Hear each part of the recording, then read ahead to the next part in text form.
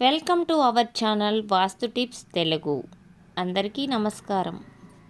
ఈరోజు ఈ వీడియోలో వంట స్థానములు వాటి ఫలితములు తెలుసుకోబోతున్నాం.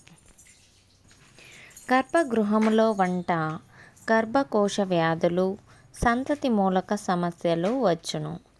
వసారా లేనిచో, అట్లాగే ప్రత్యేక గృహమైనచో గర్భగృహములో వంటలు చేయుట దోషము కాదు.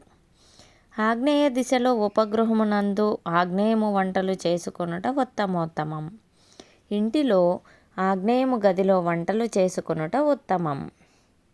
వంట ఆగ్నేయములో సాధ్యపడనిచో నైరుతి గది అందలి ఆగ్నేయములో కానీ, వాయువ్యము గదిలో ఆగ్నేయములో కానీ చేసుకోవాలి. ఈశాన్యము వంట సర్వనాశనముగా గుర్తించాలి. వర్తక సంస్థలు, భోజన హోటల్లో, కాఫీ హోటల్లో, ఫాస్ట్ ఫుడ్ సెంటర్లకు లాభదాయకముగా ఉండును. ఇట్టి స్థానములందు యజమాని నివసింపరాదు. తూర్పు దిశలో వంట మగ సంతతికి అరిష్టములు కలుగును.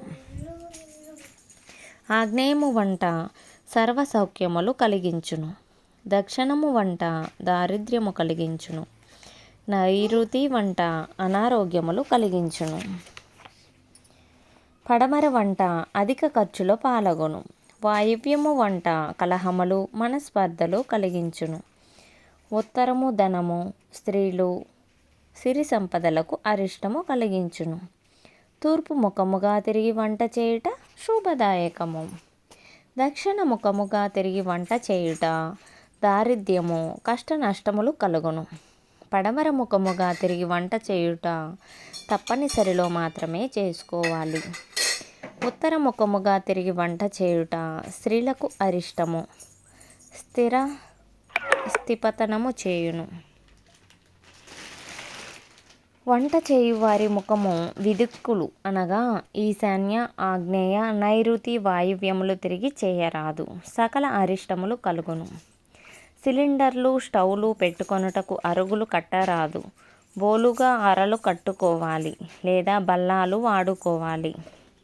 అరల కింద తూర్పు దిశలో సామానులు నిల్వ చేయు అరలు, పిల్ల అరుగులు కట్టకుండుట మేలు.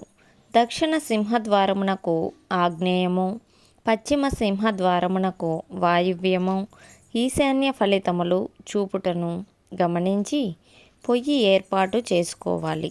Thank you for watching.